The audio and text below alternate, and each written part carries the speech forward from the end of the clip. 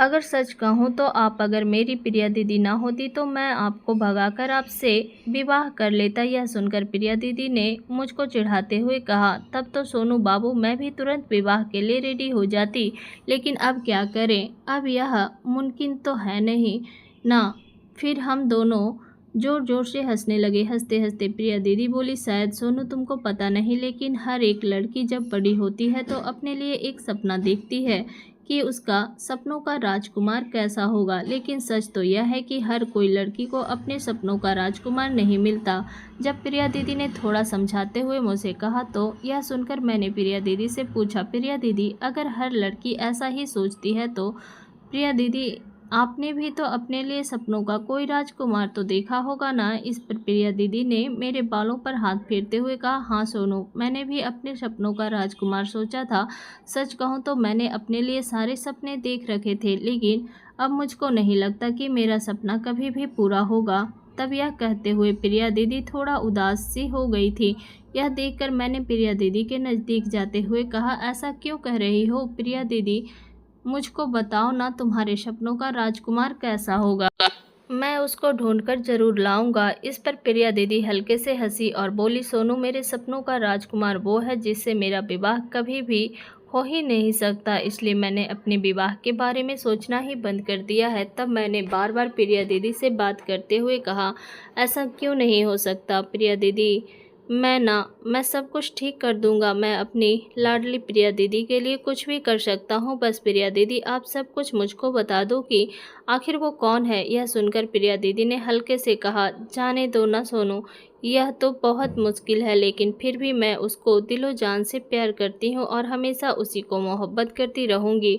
और दूसरी बात, अगर मैंने सोनू तुमको बता दिया कि आखिर वो कौन है तो शायद मुझको अपने अच्छे सोनू भैया से दूर जाना पड़ेगा, और यह मैं कभी नहीं, बिल्कुल नहीं चाहूँगी। तब मैं प्रिया दीदी की सभी बातें बहुत अच्छे से सुन रहा था, लेकिन फिर भी प्रिया दीदी से बार बार पूछ रहा था, मगर प्रिया दीदी कुछ भी मुझको बताने को रेडी नहीं थी। तब प्रिया दीदी की एक ही बात थी जो नामुमकिन है, प्रिया दीदी के लिए फोर्स करने का कोई फ़ायदा नहीं। आखिर में गुस्सा होकर मैंने प्रिया दीदी से कहा, जब तक आप मुझको कुछ नहीं बताएंगी मैं प्रिया दीदी आपसे बिल्कुल भी बात नहीं करूँगा।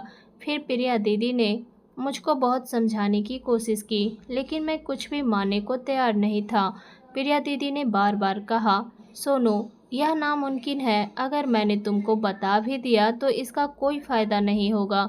कृपया सोनू मेरी बात को समझो। लेकिन तब भी मैं अपनी बातों पर अड़ा रहा तो आखिरकार प्रिया दीदी भी मुझको समझाते समझाते परेशान हो गई और बौखलाते हुए बोली, सोनू तुझको जानना ही है ना कि वो कौन है, तो सुन, जब से मैंने अपने सपनों का राजकुमार सोचना शुरू किया है तब से मेरे मन और दिल में बस एक ही चेहरा बसा हुआ है, और वो कोई और बस तुम्हारा ही चेहरा है सोनू। यह सुनकर मैं हैरान हो गया और चौंक भी गया।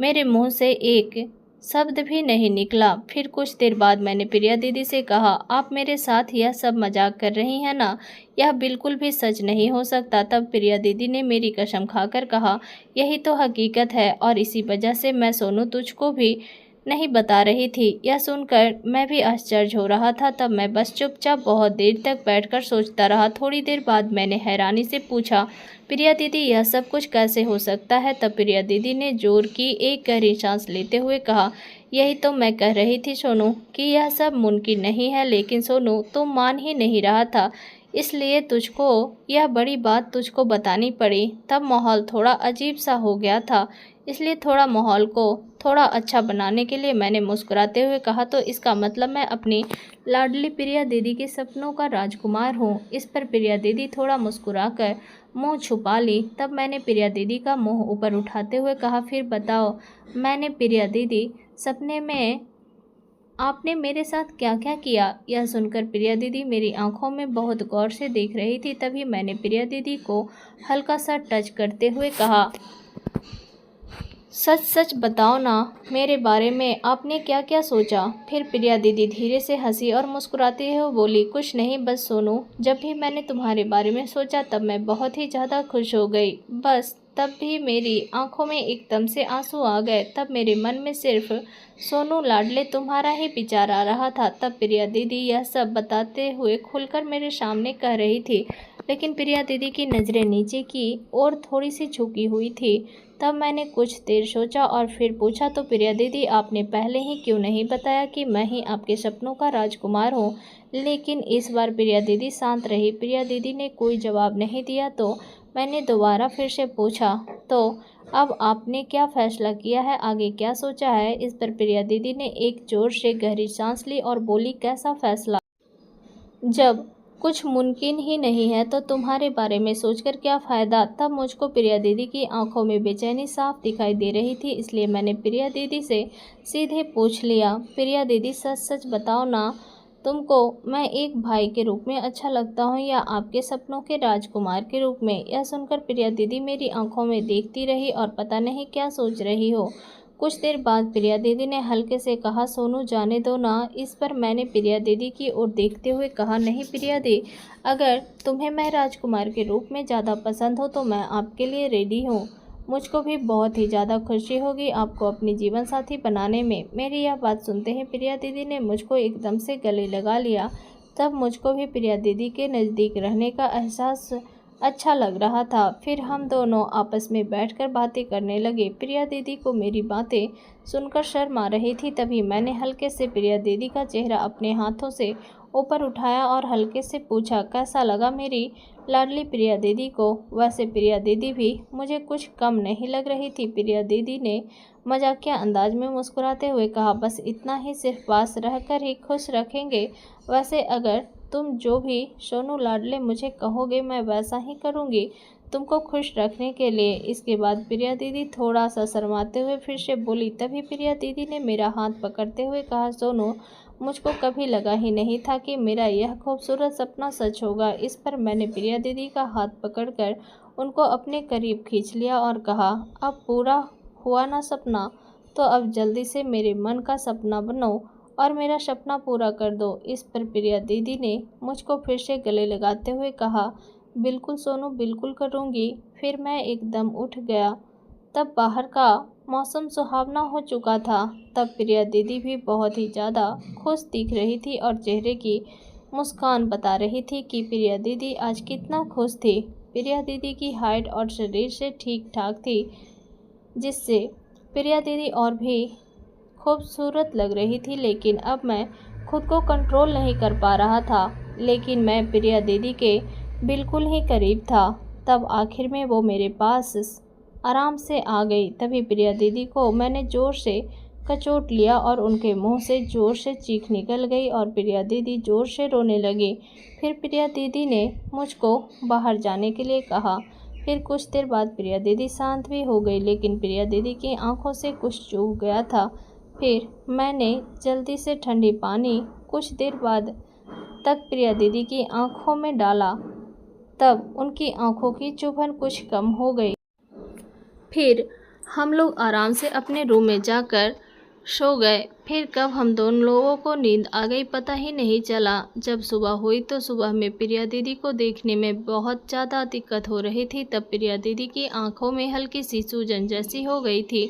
तब प्रिया दीदी को हल्का फीवर भी था। किसी तरह उनको उठाकर हम रेडी हुए। फिर जब मैं फ्रेश होने बाथरूम में चला गया तभी चंचला भाभी का मेरे फ़ोन पर एक मैसेज आया। उसमें प्यारी भाभी लिख रखा था, रात में सोनू तुम्हारी बहुत याद आती है, क्या तुमको अपनी भाभी की याद नहीं आती। तभी एकदम से वो मैसेज प्रिया दीदी ने पढ़ लिया। फिर जैसे ही मैं फ्रेश होकर बाहर आया, प्रिया दीदी ने मुझको उस मैसेज को दिखाते हुए पूछा, सोनू यह सब कुछ क्या चल रहा है। अब मेरे पास कोई और चारा नहीं था, इसलिए मैंने प्रिया दीदी को सब सच्चाई बता दी। पहले तो प्रिया दीदी थोड़ा सा गुस्सा हुई, लेकिन बाद में मैंने प्रिया दीदी को अच्छे से समझा दिया था कि चंचला भाभी मुझको डेली परेशान कर रही थी और मुझसे कह रही थी कि अगर सोनू देवर जी तुमने मुझे दोस्ती नहीं की तो मैं बाहर किसी और से दोस्ती कर लूँगी। इसलिए मैं ना चाहते हुए भी मुझको चंचला भाभी से दोस्ती करनी पड़ी।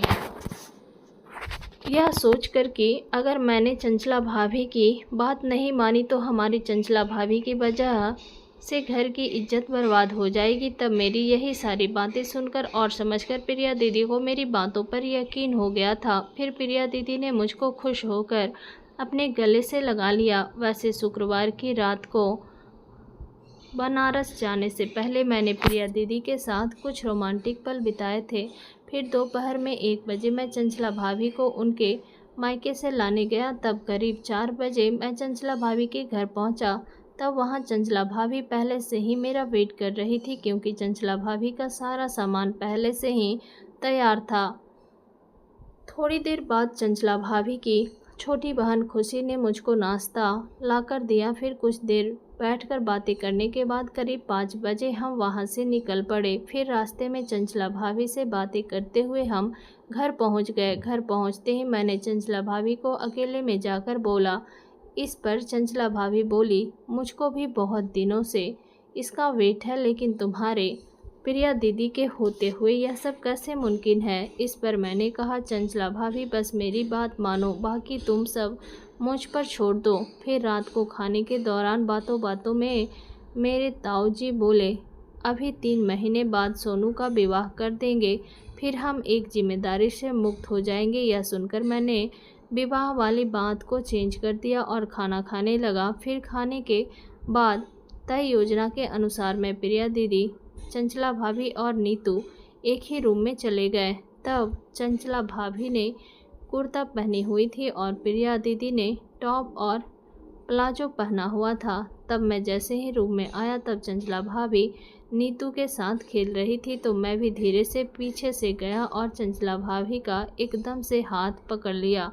तभी चंचला भाभी ने एकदम से मेरी तरफ देखा और आंखों से इशारा में कहा, सोनू, तुम्हारी प्रिया दीदी अभी यही है। इतने में प्रिया दीदी उठकर फ्रेश होने चली गई। तब मैं तुरंत चंचला भाभी के पास गया, लेकिन तभी प्रिया दीदी भी तुरंत वहां आ गई और बौखलाते हुए मुझसे पूछने लगी, सोनू, यह सब क्या चल रहा है। फिर प्रिया दीदी चंचला भाभी की तरफ देखकर बोली, तुमको बिल्कुल भी शर्म नहीं सोनू से मजाक करते हुए। तब चंचला भाभी बहुत घबरा गई थी, क्योंकि चंचला भाभी के फेस का रंग ही उतर गया था। तब मैं भी थोड़ा घबराया हुआ था, लेकिन तब मुझको और चंचला भाभी को इतना घबराया हो देखकर प्रिया दीदी बहुत ज़ोर से हंसने लगी। फिर प्रिया दीदी को ज़ोर से हंसता हुआ देखकर मैं भी हंसने लगा। यह देखकर कि मैं भी हंस रहा हूँ, तो चंचला भाभी आश्चर्य से मेरी तरफ देखने लगी। तभी प्रिया दीदी शांत हुई और बोली, चंचला भाभी, मुझको सब पता है तुम दोनों के बीच क्या चल रहा है। चंचला भाभी को समझाने के लिए और हमारी योजना के मुताबिक मैंने चंचला भाभी से कहा, चंचला भाभी, जब तुम अपने मम्मी पिताजी के घर गई हुई थी तो मुझको बिल्कुल भी अच्छा नहीं लगता था। तब कुछ दिन तक ऐसे ही चलता रहा। फिर मैंने अपने मन की बात प्रिया दीदी को बता दी। फिर प्रिया दीदी बोली, मैं सोनू से दिल से मोहब्बत करती हूँ, तो फिर इसमें क्या गलत है।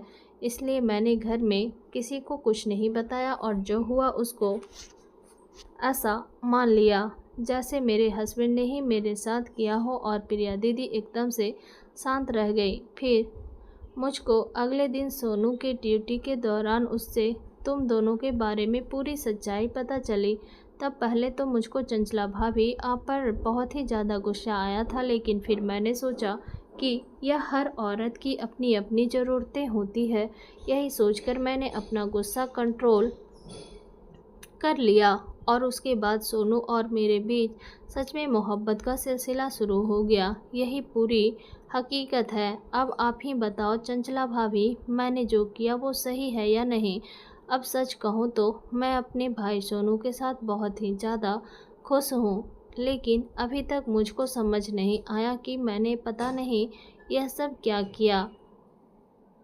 यह सब सुनकर चंचला भाभी थोड़ा हैरान हो गई। फिर कुछ देर सोचकर चंचला भाभी ने प्रिया दीदी से कहा, अगर प्रिया मैं तुम्हारी जगह होती तो मैं भी यही करती, इसलिए डरो मत प्रिया, तुमने जो किया वो एकदम से सही है। फिर अगले दिन सुबह उठकर मैं और प्रिया दीदी से मिलकर कमरे की सजावट बनाने लगे। फिर दोपहर में खाने के बाद हम लोग कुछ देर लॉबी में बैठे हुए थे, तभी मेरे ताऊजी ने फिर से मेरी विवाह की बात शुरू कर दी। तब भी हमने वो टॉपिक चेंज कर दिया और फिर से हवन प्रोग्राम के काम में लग गए। रात के वक्त प्रिया दीदी ने फिर से मेरे विवाह का जिक्र किया।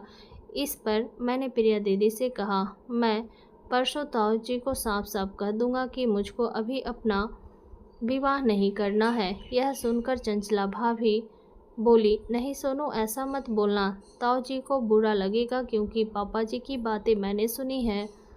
पहले से ही वे बहुत चिंता में है, क्योंकि पापा जी दोनों लड़कियां अपना विवाह नहीं कर रही हैं। और अब सोनू, तुमने भी अपने विवाह के लिए मना कर दिया तो पापा जी के लिए यह बहुत बड़ा सदमा होगा। तब चंचला भाभी की बात सुनकर प्रिया दीदी भी बोली, चंचला भाभी बिल्कुल सही कह रही है सोनू। इस पर मैंने तुरंत ही जवाब दिया, अगर मैंने विवाह कर लिया तो मुझको तुम लोगों के साथ इस तरह से रहने को भी नहीं मिलेगा, और मैं ऐसा बिल्कुल भी नहीं करना चाहता। अब हम सभी लोग बहुत चिंतित हो गए। तभी चंचला भाभी ने कुछ सोचकर कहा, एक तरीका है, लेकिन सोनू तुमको बहुत दिमाग से काम लेना होगा। इस पर मैं तुरंत बोला, तुम लोगों के लिए मैं कुछ भी करूँगा। तब फिर चंचला भाभी ने कहा, सोनू अगर तुम्हारा विवाह खुशी से हो जाए तो सब कुछ ठीक हो सकता है। इस पर मैंने चंचला भाभी से हैरान होकर कहा, कौन खुशी? तब चंचला भाभी ने कहा, मेरी छोटी बहन खुशी। यह सुनकर मैंने पूछा, लेकिन चंचला भाभी यह कैसे हो सकता है, क्या खुशी मानेगी? तब चंचला भाभी बोली, सोनू तुम यह सब कुछ मुझ पर छोड़ दो, मैं खुशी के लिए मना लूँगी। हम दोनों बहनों में बहुत लाड प्यार है, इसलिए खुशी मेरे लिए तुमसे विवाह करने के लिए रेडी हो जाएगी। खुशी सिर्फ 10वीं तक पढ़ी है, बाकी सोनू तुमने मेरी बहन खुशी को देखा ही है। तभी प्रिया दीदी ने भी मुझसे कहा, सोनू लाडले, अगर हमको अपना घर बसाना है तो यही एक सबसे अच्छा विकल्प है, इसलिए सोनू लाडले मेरे लिए तैयार हो जाओ। तब मैं सोचते हुए बोला, मान लो कि मैं खुशी से विवाह के लिए तैयार हो गया, लेकिन ये सब होगा कैसे? ताऊजी और पिताजी को भी तो मनाना ही पड़ेगा ना।